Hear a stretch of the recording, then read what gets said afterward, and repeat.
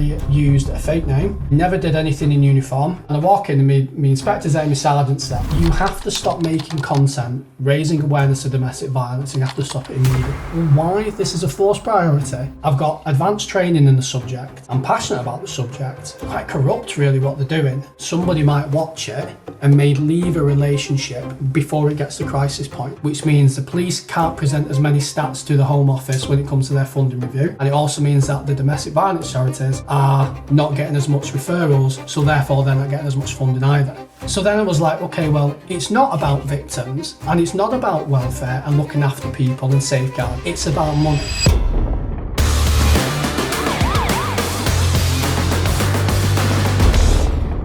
Welcome to the Pocket Sergeant podcast. Today I've got with me Jay Darkmoore. Jay, can you explain what you do? So my story is I used to be a police officer for just under 10 years. I started as a volunteer. I thought I was working in care at the time, so I thought, you know what, why not, I'll give it a go. So I joined the police as a special volunteer, did about 2.5 years, and then I thought, I actually really enjoy this, I want to give back, I want to do something with my life and get a decent job. So then I joined the police. So then what happened was I was a police officer full-time for about 7 years, and then just as time went on, I realised actually this isn't the job that I thought I was joining. But when I first landed, I started with a great team. I still talk to quite a few of them now, and it was all good fun, and I got some really, really good results. But like I said, over time, I just noticed morally a lot of the stuff which was happening I wasn't agreeing with very much. The stresses of the job, the amount of people that I saw going off sick and going off ill. I even went off ill for a little bit, which is something I'd never done before. So what made you want to join? What made me want to join was my first real interaction with the police was my mum's ex-husband was a police officer. So he did like 40 years, 35 years frontline, and then he went into the control room and stuff. So I saw him coming home and he'd be in his uniform and stuff, and he'd tell you the odd little story here and there, which was, I thought, oh, that's great, a young lad looking up to a paternal figure and seeing him as a police officer and being able to help people. So I thought that'd be really, really good. Which is interesting when you consider how my earlier years sort of started, in the sense of where I am now, or certainly the career I went into, is miles away from where I could have potentially gone. And that's for a few different reasons. And the main reason of that is my mum's side of the family weren't necessarily very law-abiding. So my dad was, and I hadn't seen my dad since I was 2, and he died when I was about 20, because my dad was involved with gangs and drugs, and so was my uncle. There's a funny story actually. So my granddad on my mum's side and my uncle used to live basically down the road to a co-op. So their house would be here and the co-op would be there. And my mum told me one day that it had been snowing really heavily, and what they did was they did an armed robbery at the co-op at the bottom of the street, and then he ran back home and stashed everything upstairs in the loft.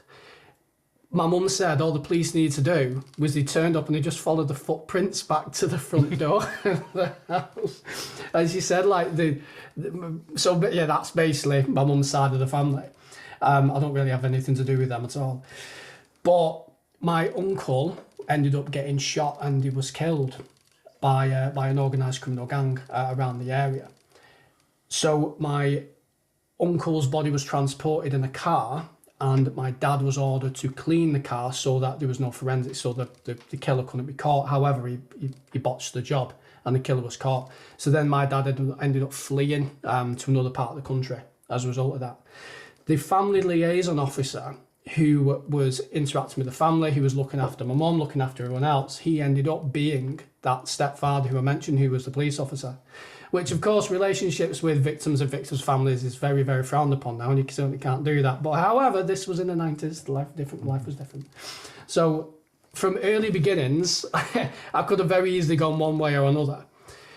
And then, of course, as time's gone on, I ended up getting into the police. So that's a very condensed version of how I ended up getting into the police in the first instance. And while I was in the police, I started writing books and writing stories. Started off writing horror and writing thrillers and stuff. And I really enjoyed writing thrillers. And then once I left, I was compiling different notes and stuff while I was in the job, just about different things what I'd seen. And then when I left, I wrote the book, The Job's Fucked, Secret Diary of a Police Officer, which is where I'm at now. You've mentioned before to me about White Van Man as well. Yeah. Tell us more about the White Man Van stories. Another inspiration as to why I wanted to be in the police was because I used to talk to quite a lot of police officers when I was a white van man.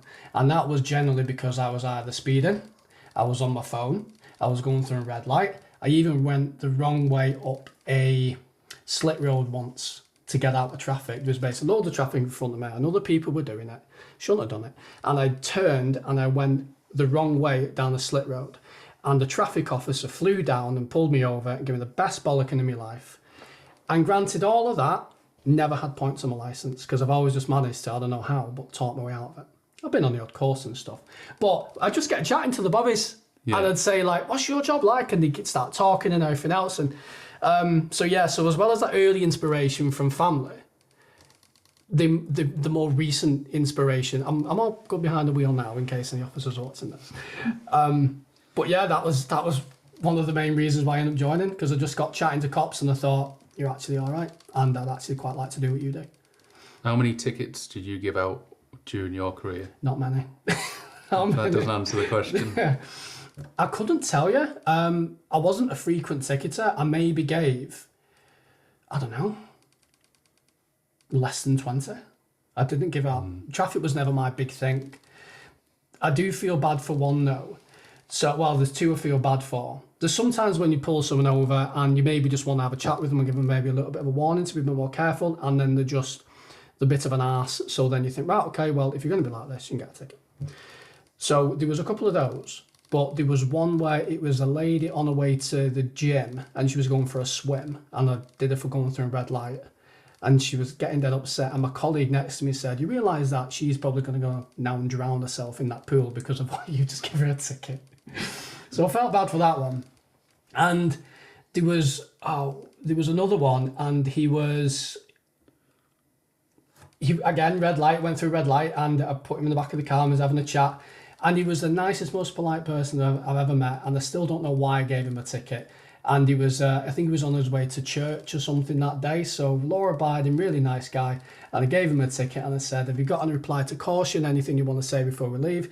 And he said, yeah, God bless you and your family, sir, and thank you for everything you do. And I still feel really bad for giving him a ticket.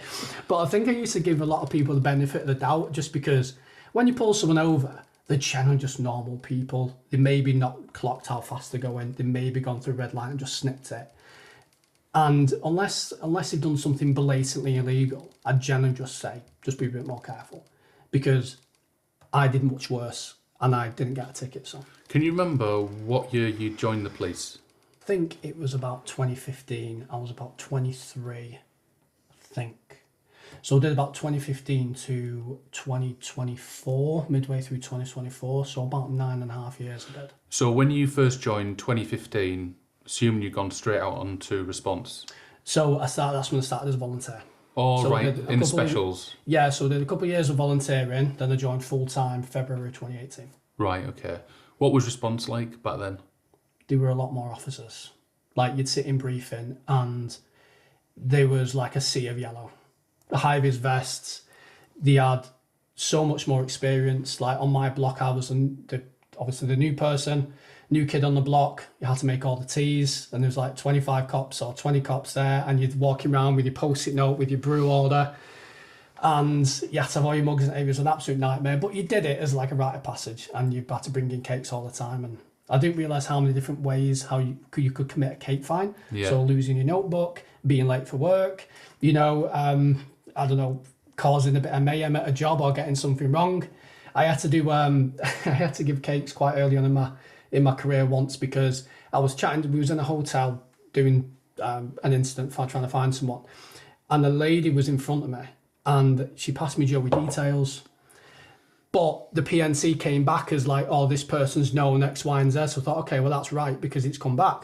Anyway, it turns out she was wanted for like a serious violent assault, and she'd been stood right in front of me, walked off. And then when I got back to the Nick, they used to have around the station like the wanted on like a recurring PowerPoint.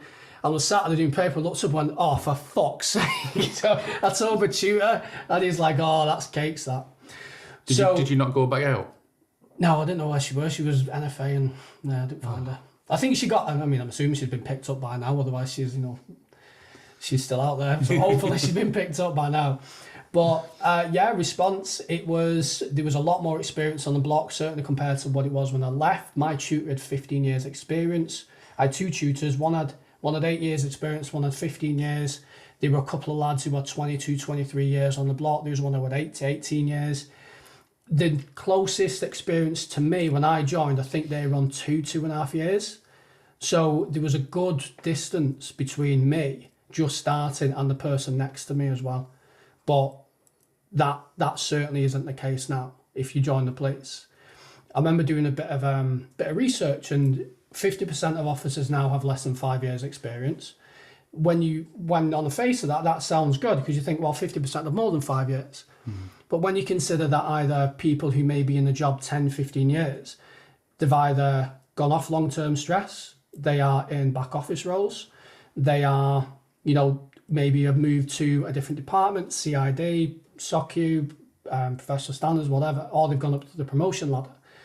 So on the face of that, when you actually look into it, it shows probably most frontline officers, maybe apart from the odd one, have less than 5 years experience. And of course, people have to start somewhere, but that shows quite a fundamental issue with response, that they can't keep experience when it's the role which I would say needs the most experience because of the different dynamic of things what you can interact with. And also when I did some more research, I looked and it said some forces have 80% of their frontline officers have less than 2 years. So then you're getting new officers coming in and they're being trained by people that probably aren't even out of probation yet. Or if they are, only just. So response when I started, even just a few years back, compared to what it was when I left, had completely changed. Have you got any other funny, outrageous type stories that you can recall from when you were response policing? There's one what comes to mind, and it was, I think it was a Friday night. It was about 2 a.m. on a Saturday morning. So that Friday night, Saturday morning. And we went to, it was one of those estates, like, the estates you'd frequently go to, not the best place where you'd want to go. So we went there, and there was a report of a lady kicking off in the street. So me and my colleague went, and it was a lady who was about 50, 60 years old, and she had like a flowery dress on, and she was banging on someone's door, and all the neighbours were out, and she'd been causing mayhem and all the rest of it. And she'd fallen over because her mouth was bleeding. So we tried to go over and talk to her. She tells us to F off and all the rest of it. So my colleague locks her up for drunk and disorderly. So then what I do is I get hold of her, I put her in the back of the car and I run a detail. She's not known, no previous or anything like that, but this woman is going off. Like this is someone's mum or someone's gran or something like that. Never been in trouble before and she is just going off. Limbs flying everywhere, screaming every volatile, insult you can possibly think of. Put her in the car, I shut the door, she then starts kicking the car window. So I'm thinking she's going to smash the car window and probably cut her leg. So then I pull her back out. And I wear glasses, and I was wearing glasses at the time, and I said, how much have you had to drink? And without missing a beat, she turned around to me and went, what's it got to do with you specky four-eyed cunt? It's just like that. And it was funny because I played the body-worn footage, I reviewed the body-worn footage when I got back to the Nick, and everyone burst out laughing when they saw that. Thankfully, the nickname didn't stick. And then the best part was she turned around and she said, can you smell that? Oh, what? And then it hit me then. And she went, I've just shit myself. Enjoy that. I can honestly say I didn't enjoy it. So this woman who's never been in trouble has called me every name under the sun. She's going like a banshee. She's just defecated herself. The van comes to put her in the van. Yeah. When she's going off, we're saying like we need to go to custody to help her get her out because of how aggressive she is. Someone walks over to me, and I remembered she had her mouth bleeding. Someone walks over to me with a piece of tissue and said, oh, we picked them up off the floor. It was her 2 front teeth. So we had to stick her teeth in an evidence bag. So we put her teeth in the evidence bag, and I think she got it back. I think she got her teeth back when she got released. But the fun doesn't stop there. So then she got to custody. She didn't even get booked in properly because of how aggressive she was. She got put into a cell. She then strips down naked and starts to cover herself in her own feces and excrement. And then the next day, I was speaking to my colleague who went and interviewed her, because I think she got charged with some more stuff. And he said, on the way back in the car, she was fine. She was talking and stuff, but he couldn't take her. He couldn't really listen to what she was saying because he had his window down, because she was sat there in the back of the car with her shitty dress next to her in a big custody bag. And yeah, that's one that always just sticks in my mind. Just like, anybody could be the most placid person in the world, but anybody can get to the point where they can just pop or they can just blow for whatever reason. And she went not guilty at court, and honestly, I turned up to the day in magistrate's court and she was sat there, prim and proper, hair done, still a flowery dress. Teeth, yeah, it's a lot. And you'd think butter wouldn't melt. But that night, for whatever reason, she just chose violence. So, well, I'm sure there's others, but that's the one that pops in my head straight away. So eventually you went on to, I think, an investigation role. Mm-hmm. Do you want to tell us about that? Yeah, so it was the brainchild of a superintendent that was close to retirement. He had a few years off, and he kept on telling us, well, when you've been in 27 years, and it's all this lot, and it's like, okay, that's fine. So we set up this investigation unit, and there was 3 teams, and we had specific things which we would take on. And this is really where the problem started, because the whole model of the frontline policing was going to change. On the face of it, it looked like it would work really well. So response would go out, they would arrest, they would do the initial primary investigation, and then they would pass it to us to continue and to progress the investigation. At the time of the pilot, we had, I think, 5 officers to a unit. We could be quite picky about what cases we took on. So unless the job was done properly, we just wouldn't take it, and the response officer would have to keep hold of it. So we would take anything which was DA, so domestic abuse, any stalking cases, any harassment cases, any PIP 1 low-level sexual offences, and any hate crimes. So that was all we took. Response carried the rest, and like I said, unless it was a good investigation, which had been done, then we wouldn't take it. So that worked really well for about 6 months. The superintendents and chief inspectors were, like rolling around in honey. They couldn't believe how good this was working. And they were praising, like, we've got 50% detection rates. So for every 2 cases we took on, we got a charge or an outcome on one of them. So they were very happy, the bosses. And then they broke it, and it went to shit. Because then what happened was they made the teams much bigger. So then instead of having 3 teams of 6, it then went to 4 teams of 12. Most officers on there would do their initial 10 weeks of response, and then they would land on the investigation role with basically no training on how to do an investigation or a case file or anything like that. So you're setting the cops up to fail. And then what happened was, because we lost the ability to kind of push back, we weren't taking essentially any crime on. And then the response officers, what was happening was they were being incentivized through needing to hit statistics to arrest for, frankly, no offences at all, not necessarily do any prime investigation, and not really give any kind of good service to the public, and also not give a good service to the cops who they're then going to be passing the job on to, because they're never going to see it again. Yeah. So the officers on the front line lost that accountability, and there was quite a lot of quite poor policing I saw there, both like procedurally and kind of ethically too. So then what happened was there was new officers sat there with 20, 25, 30 crimes, which they were getting essentially no support for. The sergeants tried, but they can only do so much. And as well as that, we were also then expected to go to custody and to deal with a case and to interview somebody, and then that would add to our workload. So some days, some sets even, you might have 3 or 4 days in a set, you would then be expected to pick up more work for cases which didn't have much primary done. So you're on the back foot already. And then what would happen is you are then still being allocated work on top of that. So needless to say, a lot of officers were either breaking, going off with stress, or resigning completely. So it was like a revolving door.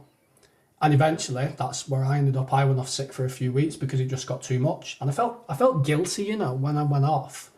I felt guilty because I was thinking about my victims. I was speaking to a partner as well, and she was amazing throughout the entire thing. And she said, it's not your responsibility to fix what's happening. It's the organisation's responsibility to look after you to the point you can do your job properly. And this is why I left, was it got to the point where I can't do what I joined the police to do anymore, and that's to help people. And unfortunately, from what I've been speaking to old colleagues who run that unit or officers further afield, is they're getting into the same position due to organisational failures. They're not actually able to do the job. So that's where I ended up. You were a uniformed investigator. You were then pulled in by professional standards for talking about domestic abuse online. Can you tell us what happened there? So it started a little bit before that. So my force was very big on, we need to look after people who are victims of DA. We need to give the best service possible to people that have DA because of homicide rates and because of this and because of that. And I was like, yeah, great, fully. I've been a victim of DA myself. I know people that have been victims of DA. I was like, absolutely brilliant. And it was a case, it's the case which I used to be most passionate about because it's the one instant where you can, in my opinion, really affect and support someone's life. They're essentially living day to day with an abuser. So if you can stop that and prevent that, then that's amazing. So I thought, outside of my work, I will do content raising awareness of domestic violence, talking about signs, talking about the homicide timeline, traits of stalking, traits of control and coercive behaviour, traits of narcissism, borderline personality disorder, psychopathy, the abusive personality types, and basically what support was out there and what to do. I thought I was doing a good thing. And then what ended up happening was I was making this content, and I just want to say, during making that content, I used a fake name. I never did anything in uniform, and I never affiliated myself to the police or to my force at all. So somebody watching, all they used to say was, I have a background in crime and investigation. That can mean a number of things, not necessarily a police officer. Never declared what it was. So then I thought, right, okay, I'm well protected there. And then one day, I walk into work and the inspector comes over to me and he goes, you got 5 minutes in the room of doom. So straight away you're like, oh God, what have I done now? And the amount of things will go through your head thinking, was it a job I've been to? Is it on some paperwork? Have I, looked at someone the wrong way in the office? Well, you're rarely pulled in for a good thing. No, yeah, exactly. It's never to get a handshake or a well done, is it? So anyway, I go in and I walk in and my inspector's there, my sergeant's there. I'm thinking, oh, fuck. And I walk in and I go, oh, should I get a Fed rep? And he was like, no, it's fine. Well, it was now at the time I'm realising it was a bit more than just a chat. And I basically, in a nutshell, got told, you have to stop making content raising awareness of domestic violence and you have to stop it immediately. And I was perplexed. I was like, well, why? This is a force priority. I've got advanced training in the subject. I'm passionate about the subject. And my stats and my detections show I'm clearly good at investigating it. And colleagues come to me for advice on files and dealing with victims and everything else. It's just that I don't understand what the problem is. And it was essentially, professional standards have been looking at my social media. They're not happy with the type of content because they're worried that I could either bring the force into disrepute, which I refute because of the things what I've already mentioned. But then the inspector let something slip, and it was at this point I thought, it's actually quite corrupt really what they're doing, and it's very disingenuous the message that's putting forward. So they were saying that because you're making content, you are upsetting our partners. So the partner agencies that we work with, such as the domestic violence charities and everything else. So then it kind of twigged in my mind in that if I make content surrounding DA, somebody might watch it and may leave a relationship before it gets to crisis point, which means that the police never get a phone call, an arrest is never made, and the referrals are never made to the third-party agencies, which means the police can't present as many stats to the Home Office when it comes to their funding review. And it also means that the domestic violence charities are not getting as much referrals, so therefore they're not getting as much funding either. So it all came down to money. So then I was like, okay, well, it's not about victims and it's not about welfare and looking after people and safeguarding. It's about money, because you are perfectly happy with me saying the same things I would say online in my uniform, sat in front of a victim after an arrest has been made, once everything's been triggered. So you're not scared of me bringing the force into dispute then, because I'm representing the force as I'm saying the exact same things. But if I do that before the police are called and before a crisis happens, you don't want me to do that. So it was at that point, Paul, I thought, well, you know, what else are you not being honest about? What else are you lying about? And if you're telling me that I can't do my job voluntarily outside of work to help people, then are we actually helping people, or are we just helping somebody's bottom line somewhere? And that was when, I would say it was that moment I really started to go, I need to question why I'm doing this job in the first place. If the organisation I'm working for inherently doesn't want to help people above helping themselves. So yeah, so that was definitely a big turning point for me. So do you think that the force then should have embraced what you were doing online? Well, I tried. So I remember went on an ABE course, so a video interviewing course where you can sit down, you can really get some serious information from somebody. It carries more weight in court, they can go into much more detail, and it can also protect the victim of abuse if they're vulnerable, because it means that they might not necessarily have to go to trial and be cross-examined, because it can be heard evidence induced and everything else. So it's all good, and more cops need to be trained to do that. And I was fortunate that I got that training. It's normally just CID who get it. Something about wearing shit flickers and a tie means that you can get those kind of courses. Sorry for anyone CID who's watching. So I went on this course, and there was a lady there, and we just got chatting, and she was like a trainer, she was able to organise training courses. And we got chatting, and I told her about my extra training I've done. I told her about my own research, and then we just started talking about DA, a lot of the stuff I've already mentioned. And she said, you're actually really, really interesting, and you know a lot about this stuff.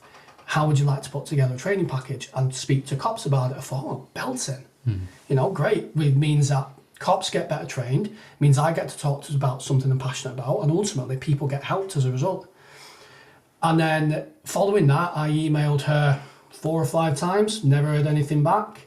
I mentioned it to my inspector, mentioned it to a few people, and he was like, yeah, we'll get back to you. And I literally just never heard anything.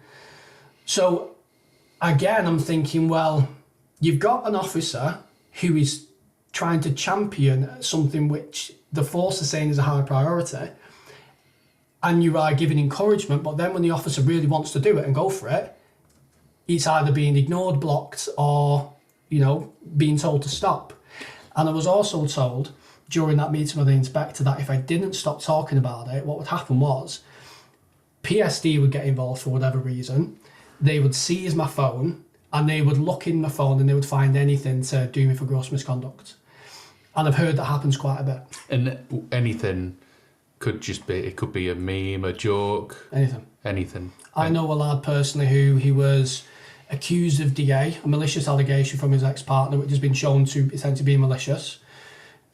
Didn't help him when he walked in with a black eye, but when his ex-partner made a malicious allegation, he was locked up like the same night.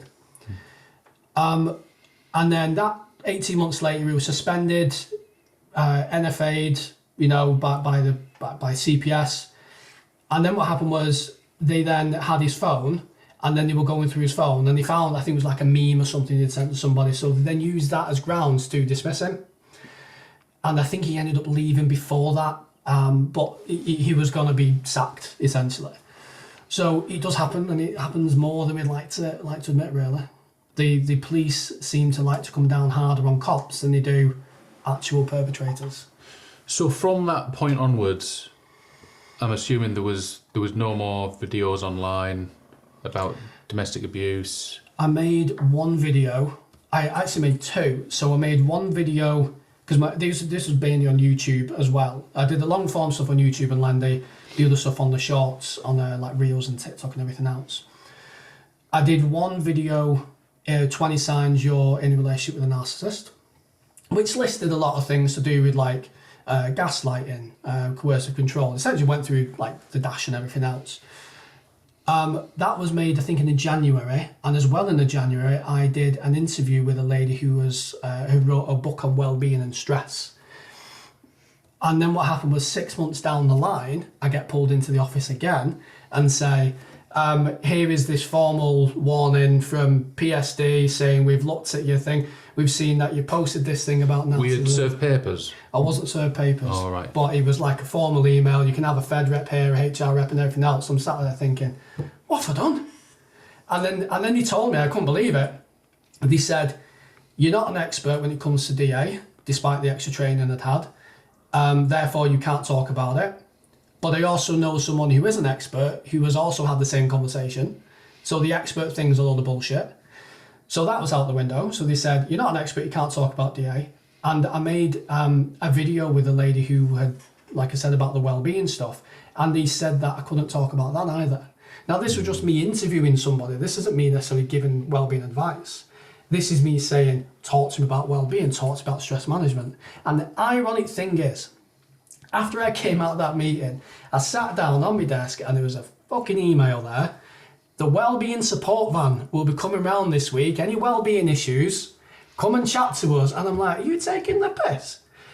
I'm posting content to help people, but because it's not done through the force, that's not okay. And yet the force says, let's champion wellbeing, let's support people about wellbeing. And from my own experience, wellbeing is not very good.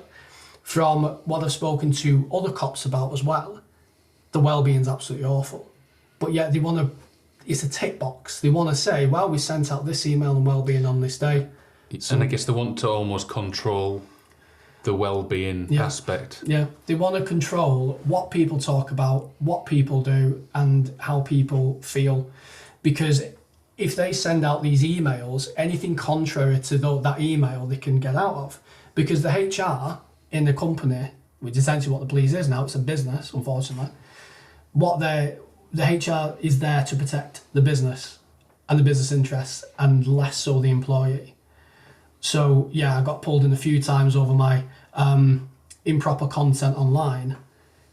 But then you get cops posting photos of themselves in uniform, or videos of themselves on shift, or everything else. I'm like, well, I've never done any of that. Yeah. And they're completely fine. Well, even in some forces, there's cops dancing in uniform, part of parades and everything else. I think it's ridiculous. Like, if you're so worried about bringing the force into disrepute, why are we allowing officers to be standing there dancing at certain political rallies or certain things which can be politically charged?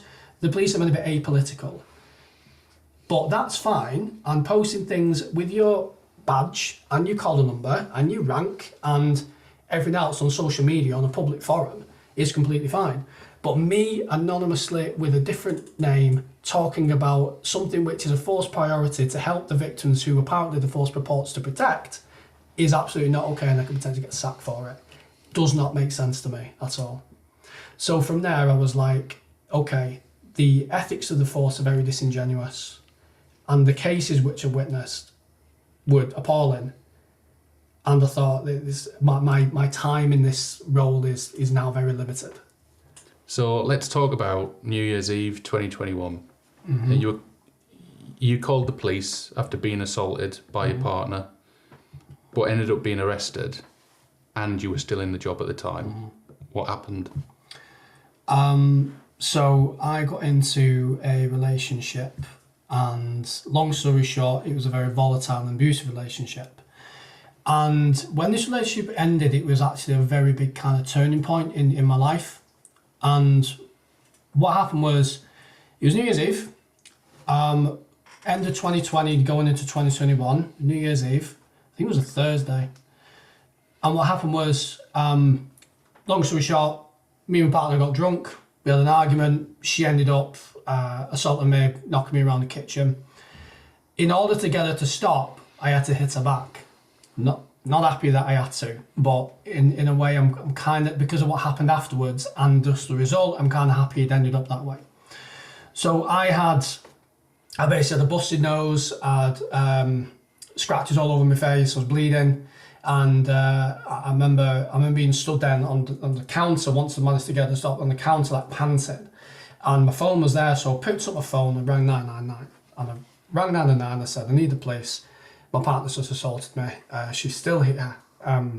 She's still here. I've had to defend myself. I've hit her back. And they basically said, well, what's she doing now? I said, well, she's in the kitchen. She's calmed down a bit, but I just need someone to come and to remove her. They went, oh, because she's calmed down, we're not going to come. We're not coming. Right. So I'm like, I can't remember exactly what I said, but it was along the lines of, are you taking the piss? Like, I'm bleeding. She's still here. And the officer who was investigating it afterwards told me they could still hear her arguing with me on the call. And us arguing to and from. So even the call taker must have heard, okay, there's still a live incident going on there. But they said, no, we're not coming. So I was like, right, thanks for that. So I hung up the call and I ended up removing her myself, and that's the last time I ever saw her. I then got a call off the police later on in the evening saying, kind of like a welfare thing, or something like that. And then it got to the next day, and I called the cops 5 times in the space of the day to say, like, I need someone to come down and speak to me. I need someone to capture my evidence. I want to make a statement. I want to make a complaint, or at least just want to talk to someone about what's happened.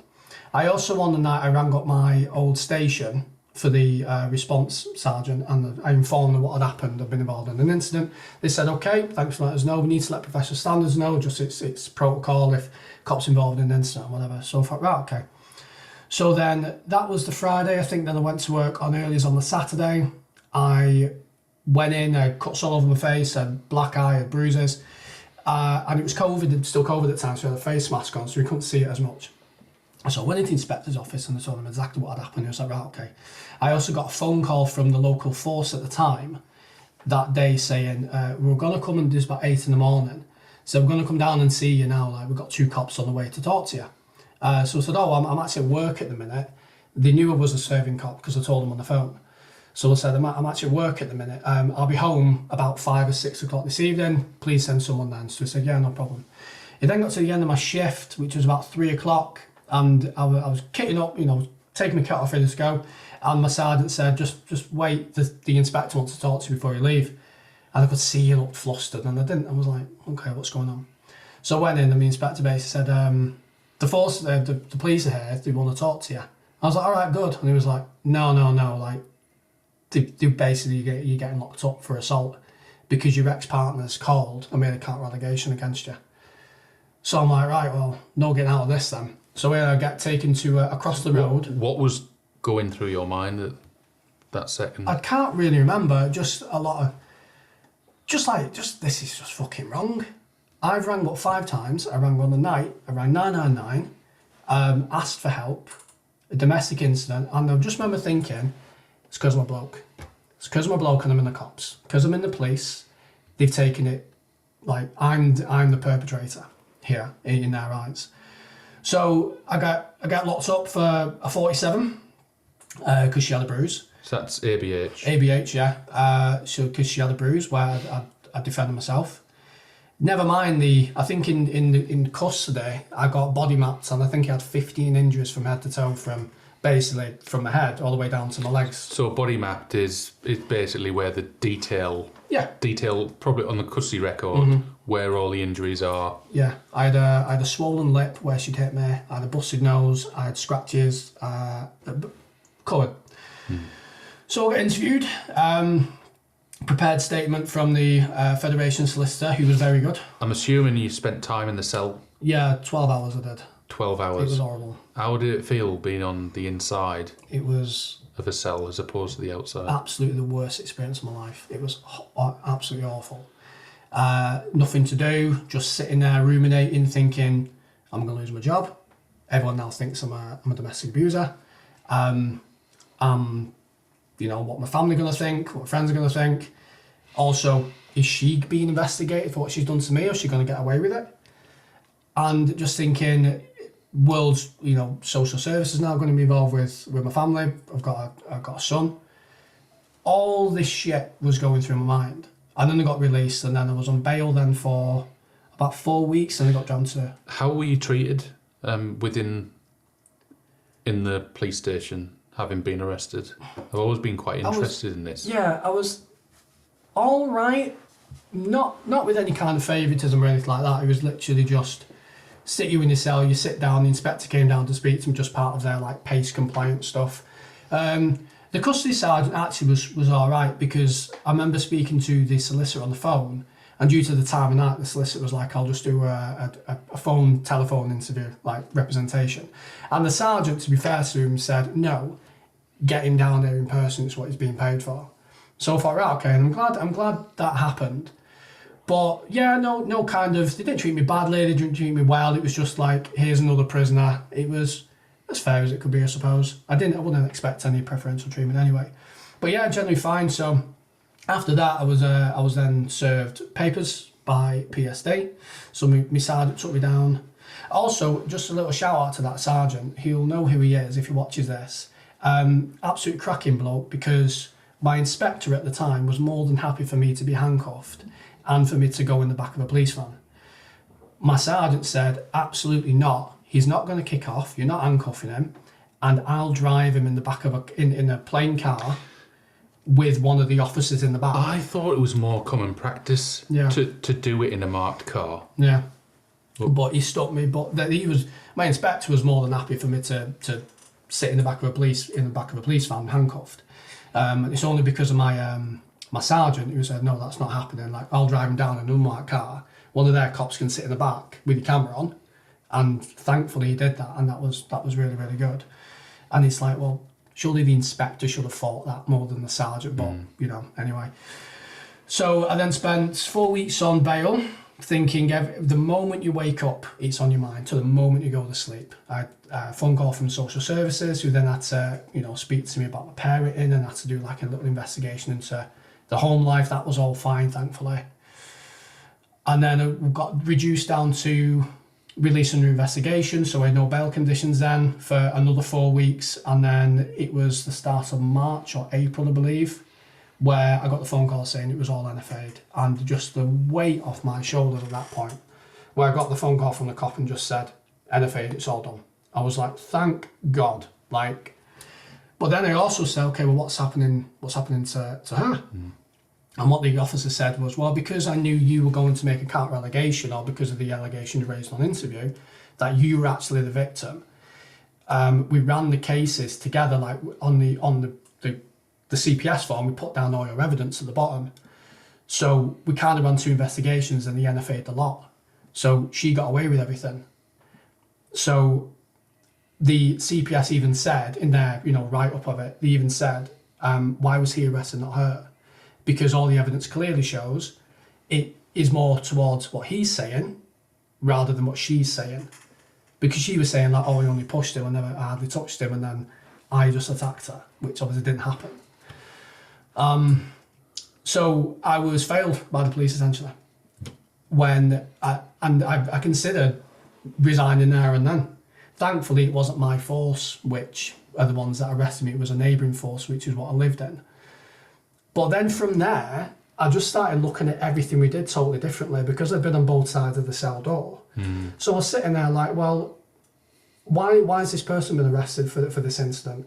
Oh, well, it's for safeguarding, and it's, it's positive action and stuff. It's like, no, you are putting someone through something which they may never actually recover from, being in a police cell. And because of the whole thing to do with statistics, the officers were pressured to do this, and because of the lack of accountability of carrying on the job, because of the case would go to the investigation unit, it was for next to nothing they would be arresting people for a domestic assault, or policing ordinary interactions between people where couples have arguments. Going back to something I'm interested in here is going back to the interview, when you were interviewed for this alleged offence. How did it feel being on the other side?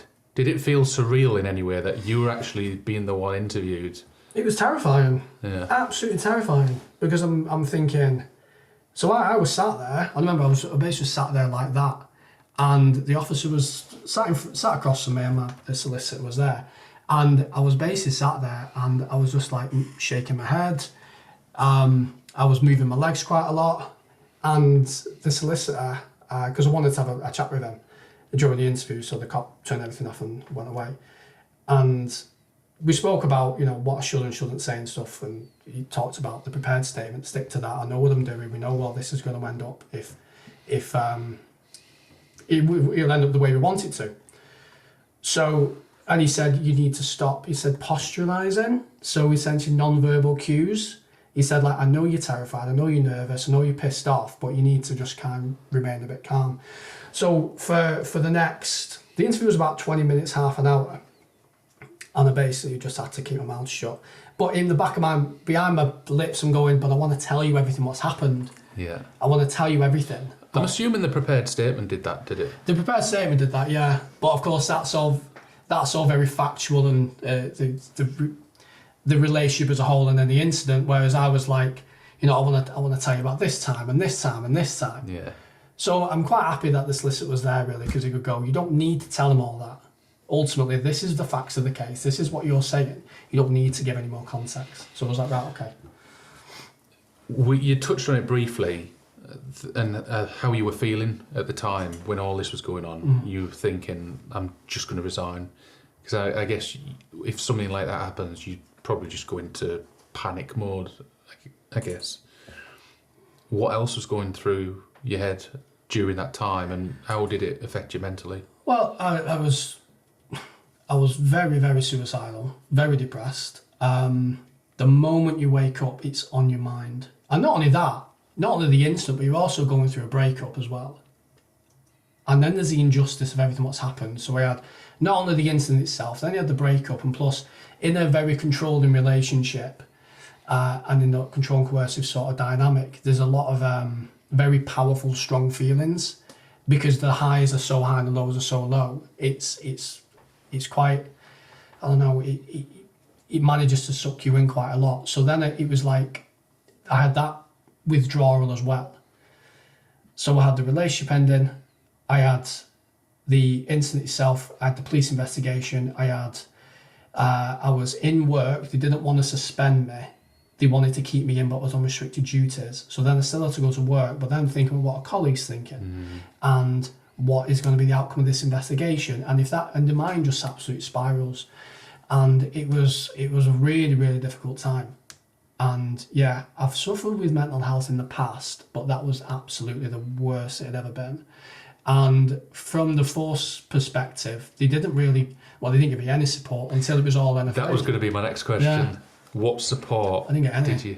I didn't get any. My sergeant said, I want you in work so I can keep an eye on you. But as well, as far as like well-being support, there wasn't any.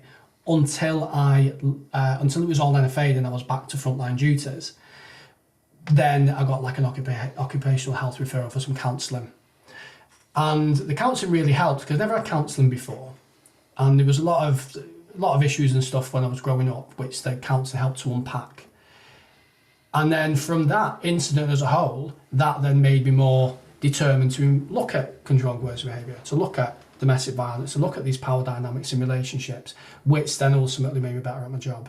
And then everything else we spoke about, what happened after that, was really a result of this awful incident. So I could have crumbled and I could have been like, this is the end of me, and I'll never recover from this, or use it as a, let's use this really awful thing as a way to actually progress what I'm doing, progress the training, get really invested into helping these people who are in relationships like this, but also to acknowledge when something's happened which isn't right. So someone being locked up for essentially because somebody's made an offhanded allegation, and the officer, instead of using the brain and thinking, well, this isn't actually right, they're going, if I don't look up now, my superintendent's going to send me an email, I'm going to arrest you, pop you in the cells, and it's no longer my problem. Like, I could see that the police were losing the morality and that human element very much, because it was just a box ticking exercise. Whereas when you've been on the opposite end of that cell door, every interaction with the public you do, every time you disregard something, or if you arrest somebody, put them in the back of the cell, like, it's a human being. And what you've done has a huge impact on the rest of their life. Certainly being on bail, that was awful. It's like having this guillotine over your head at any moment which can drop, and you're just waiting for that phone call, whether the guillotine gets pulled away or whether it does actually drop. Because I was thinking, what happens if I get charged? Then I'm going to court. But that's where you needed that support as well. Yeah, like I said, from what I can remember, there was no support until it was all NFA'd. And to be fair to my old force, there was no internal investigation after that, because that was another thing I was worried about. There probably would be now. Like these days. More than likely, yeah. So criminal investigation's finished. Now they'll start, was a misconduct. And I don't know whether it's because times have changed or whether because I just managed to be lucky at the time because I rang the station to begin with. And then the next day I was in, I told them exactly what happened. So whether I just followed the right procedure, therefore they didn't need to do anything, or whether it's just times have changed and now they would be more robust in that. But basically the day when I got NFA'd from the CPS, I think probably about 3 days later I was back out and everything was fine. So you left the job in 2024. When did you know that the job was no longer for you? I think it really happened when I got locked up because of the way I was treated. But I continued on for quite a while a bit after that, but I'd say it was definitely... I was having me doubts anyway, but I'd definitely say the last 6 months I was there, I was really considering what was going on. Certainly maybe the last year. It seemed to be from when we moved from the response model to the response and investigation model, and then I was seeing the kind of things what were happening.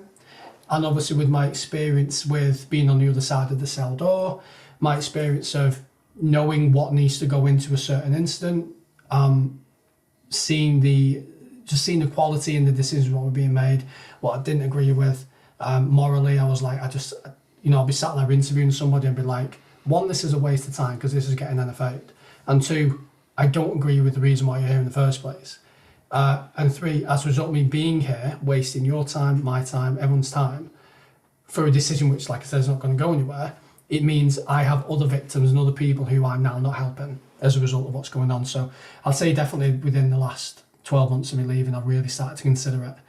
Absolutely in the last 6, I would say.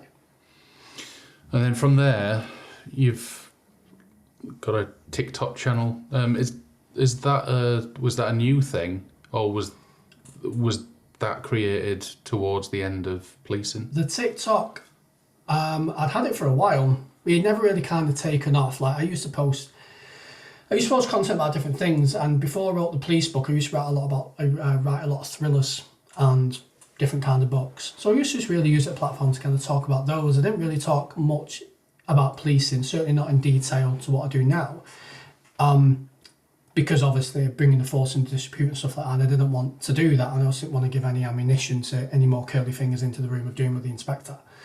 So it's definitely grown more since I've left, just because of the topics I can talk about. I can talk about the issues in the police, I can help people.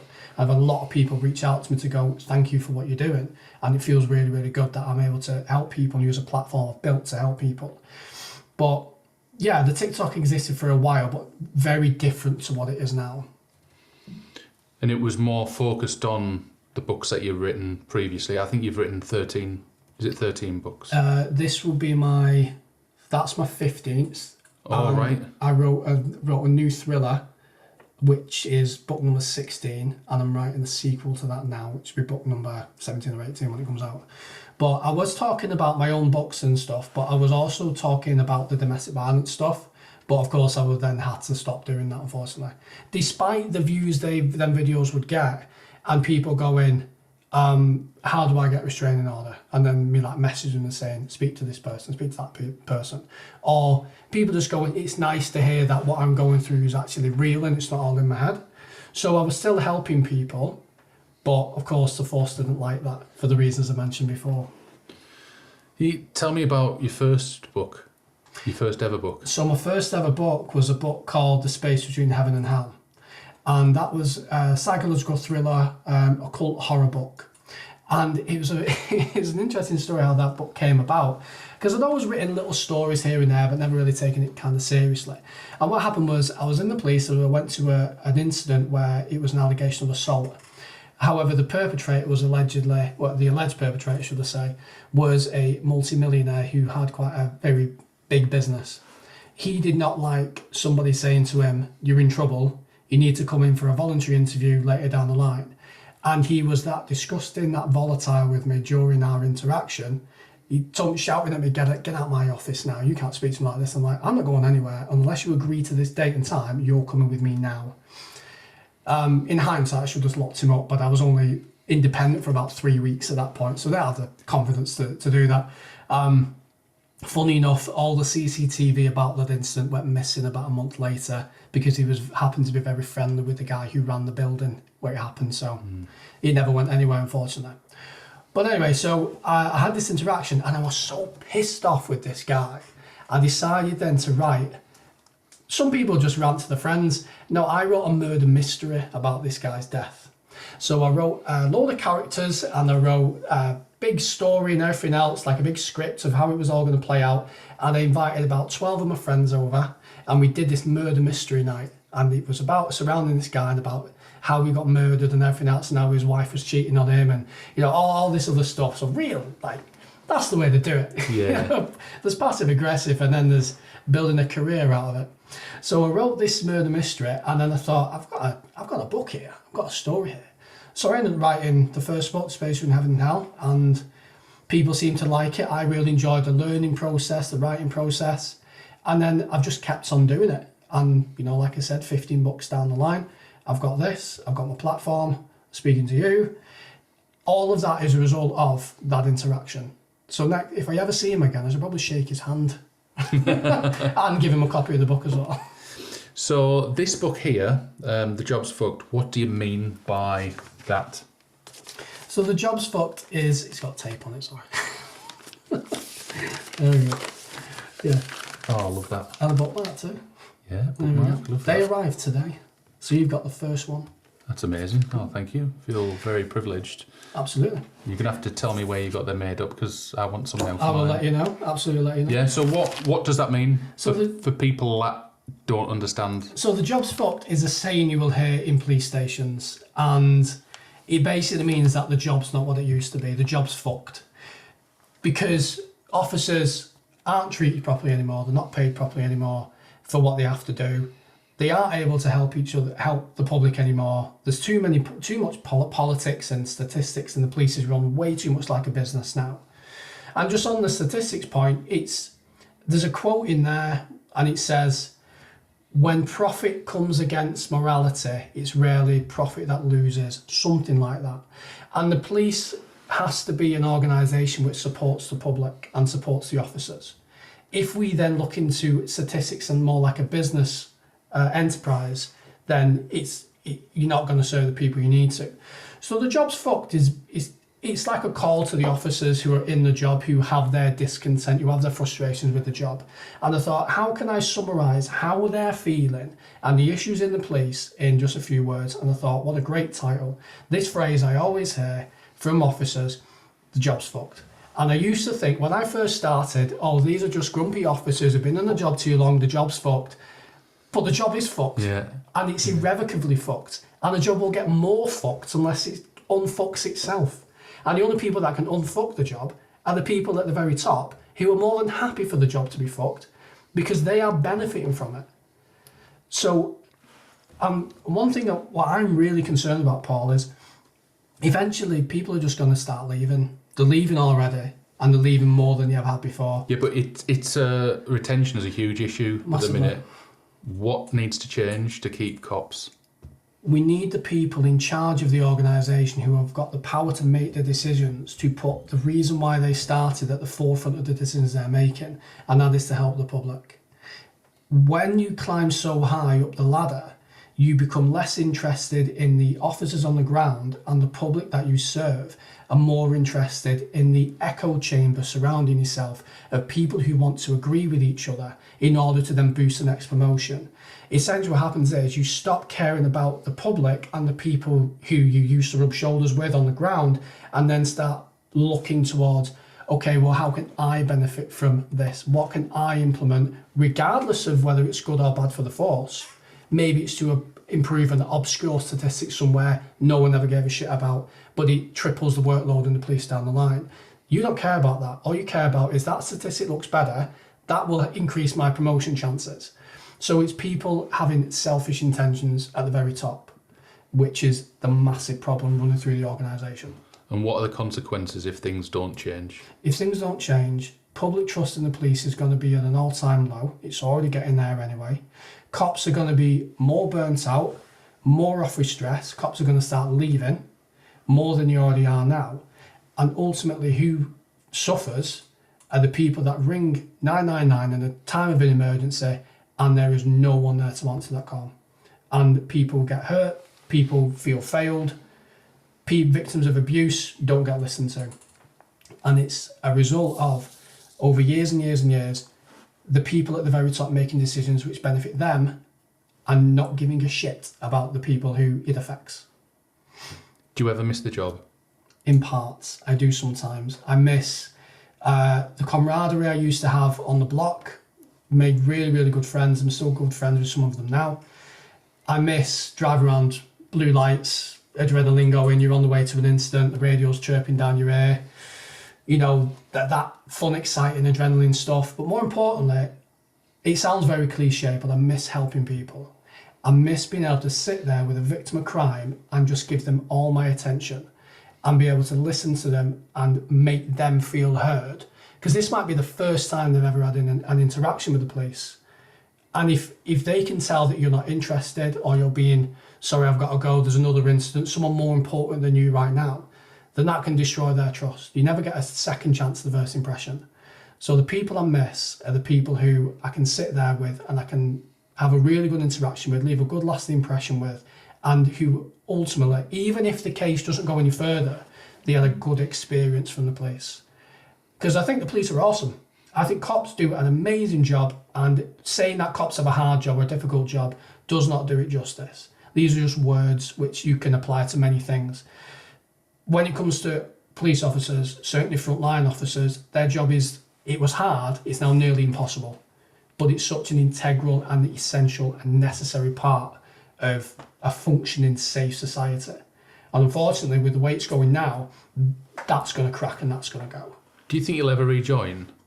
I don't think he'd be allowed to now. I don't think he'd be allowed to. You've said too many bad things. Aren't you that bloke who, you know, yeah, you champion police officers, we know that, but we don't like that. Aren't you that bloke that used to highlight all the corruption and issues in the police? Yeah, we don't want you. Phone down. You've got to try. You reckon? Just send an application form and see what happens. No, I don't know. I don't think I'd want to, because I feel now that I'm able to be a voice for a lot of officers who don't have one. And I quite like what I get to do now. Albeit, yes, I miss some key aspects, but there's also a lot I don't miss. There's more I don't miss than I do miss. And I'm happy with the time I did. I think I was very good at what I did. And I'd like to think I got some really good results for some people that really needed it. And I feel that there's people out there who wouldn't have got the service they got if it wasn't me who got their crime. Why is it, do you think, that police officers can't use their own voices currently? Because if they speak out, they try to raise the grievances in work through these morale surveys and all this stuff. And like I said before about tick box exercises, it doesn't change. The conditions don't change. They just seem to be getting worse. And if one thing I've had people reach out to me and say is thank you for talking about these things because we're not able to. And I'm happy it's not just me and I don't feel as alone. This is a shared sentiment throughout the entirety of England and Wales and, you know, the forces which we look at. And through the content I make and the book I've written and everything else, it allows people to have that person who is relatable with their grievances and their issues. The reason why they can't speak out is because they'll either be ignored or they can bring the force into disrepute, and therefore they can potentially lose a job. Now, if you've got someone who they are tied into the job either through the pension, or they are 5, 6, 10 years in and they rely on the income they now get for the lifestyle or the job.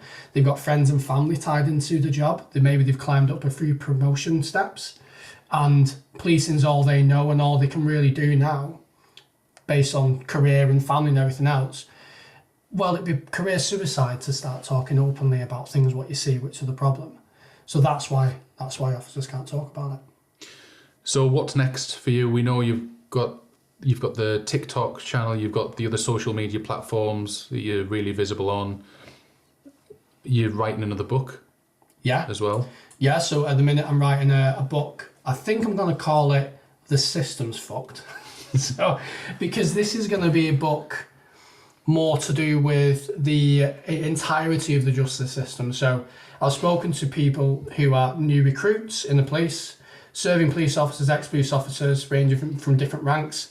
Then moving into things like social care, social services, then moving into independent domestic violence advocates, and also prison officers. And I mean, I don't know if you've seen, but the prison's in an awful state. Never mind what you hear off the news. Listen to the people actually working in the prisons. The prisons are fucking beyond repair at this moment in time. So I'm looking at the system as a whole, and I'm seeing what are the integral issues in the system, and how can we highlight those issues in the hope it makes it better. I want to... But in order to do that, I'm thinking you'll need to speak to people within those organisations to help you write your book. Is there anyone in particular, any job role in particular that you're reaching out to in order to get that content? So I've spoken to plenty of people in the sector I just mentioned. I would really like to speak to someone from the Crown Prosecution Service. If there's anyone watching this in the Crown Prosecution Service who would like to anonymously talk to me about the issues they face, the pressures, the difficulties in their role, I would love to talk to them. Because at the minute I've got before the charge sheet, and I've got when they get to prison. There's a big section missing out there about the entire court system and about, you know, the legal issues and any corruption or any pressures or anything like that, which is present in the court system. So I'd love to speak to someone from the CPS, because I think that'll be really interesting, link to the chain which I'm building. No, that's great. Thanks very much for coming. You travelled like 2.5 hours or 3 hours to get here. Yeah, I really appreciate it. Yeah, no, Paul, I think it's amazing what you do. It's amazing what you do with the app. It's amazing, you know, you do some writing yourself. This platform, what you're now doing, I think be a really good voice for people out there who feel like they're just not being listened to. And if you're able to bring those people in and they're able to feel more heard, I think that will help them in their roles and just make them feel less alone. So I personally would just like to say thank you very much. Yeah, thank you. Much appreciated. Thank you for having me on.